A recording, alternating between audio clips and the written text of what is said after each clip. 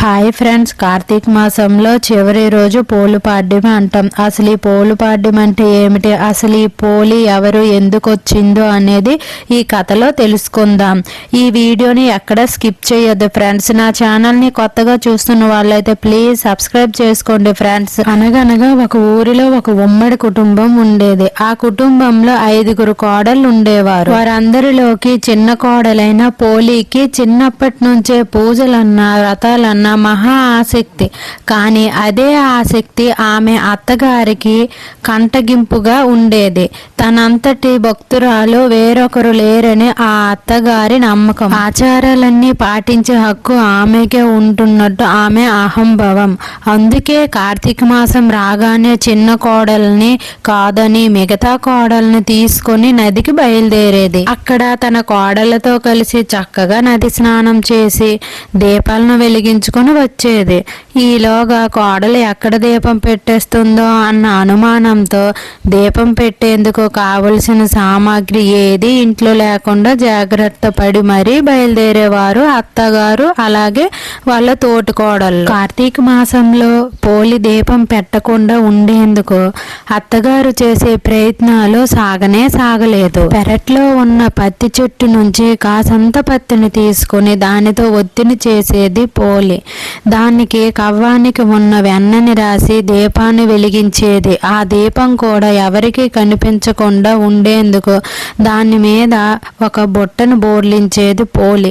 ఇలా కార్తీక మాసం అంతా నిర్విఘ్నంగా దీపాలను వెలిగించింది పోలి. ఇలా కార్తీక మాసం మొత్తం పోలి ఇలానే దీపం పెడుతూ ఉండేది. కార్తీక మాసంలో చివరి అమావాస్య రోజు రానే వచ్చింది.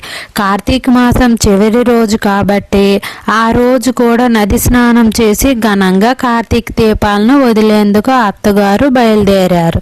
వెళుతూ పోలి ఆ రోజు కూడా దీపాలను ఎక్కడ పెట్టేస్తుందో అని దీపాలు పెట్టే తీరిక లేకుండా ఇంటి పనులన్నీ అప్పగించి మరీ వెళ్ళింది. కానీ పోలి ఎప్పటిలాగే ఇంటి పనులన్నీ చకచక చేసి పనులన్నీ ముగించుకుంది. ఆ రోజు కూడా ఎప్పటిలాగే దీపం పెట్టుకుంది. ఎన్ని అవంతరాలు వచ్చినా, ఎంత కష్టం వచ్చినా ధర్మాంతరాలు అయిన పోలి దిక్కును చూసి తమ భక్తికి మెచ్చుకొని దేవతలకు ముచ్చటేసింది. వెంటనే తమ స్వర్గానికి తీసుకెళ్లేందుకు విమానం దిగి వచ్చింది.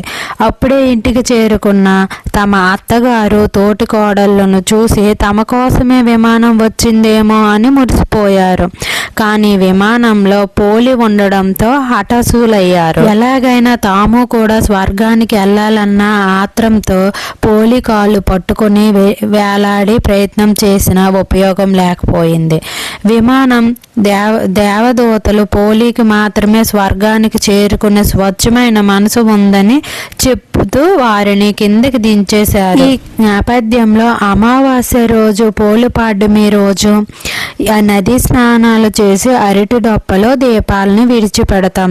అలాగే ఈ కథ విన్నా చదివినా సరే చాలా పుణ్యం కలుగుతుంది. మన తెలుగు సాంప్రదాయం ప్రకారం కార్తీక మాసంలో మన తెలుగు వాళ్ళమైతే ఈ నెలలు కూడా సూర్యోదయానికి ముందే లేచి నది స్నానం చేసి వీలు లేకపోతే ఇంటి దగ్గర స్నానం చేసుకొని ఒక తులసమ్మ దగ్గర ఒక ప్లేటు పెట్టుకొని అరటి డొప్పల్లో దీపం పెట్టి నెల్లాలు వదులుతాం, లేదంటే నదిలో విడిచిపెడతాం. అలాగే ఈ కార్తీక మాసంలో ఆ శివకేశవులకి ఇష్టమైన రోజు ఈ పోలు పాడ్యమి. ఈ పోలు పాడ్యమి రోజు మనము నది స్నానం కంపల్సరిగా చేస్తే చాలా మంచిది.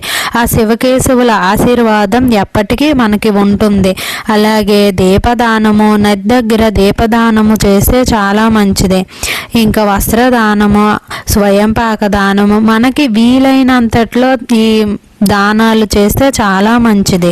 ఇంకా ఈ కార్తీక మాసంలో ముఖ్యంగా పోలు పాడ్యమి రోజు ఇవేవి చెయ్యలేమో అనుకుంటే ఒక పేదవానికి భోజనం పెట్టినంత పుణ్యము ఇంకేది ఉండదు. ఆ ఒక్క రోజైనా సరే పేదవానికి భోజనం పెడితే చాలా మంచిది. మనం ఎన్నో జన్మల పుణ్యం చేసుకున్నంత ఫలితం వస్తుంది. ఈ వీడియో మీకు నచ్చితే లైక్ చేయండి ఫ్రెండ్స్, సబ్స్క్రైబ్ చేసుకోండి, మీ ఫ్రెండ్స్కి షేర్ చేయండి. Thank you for watching friends.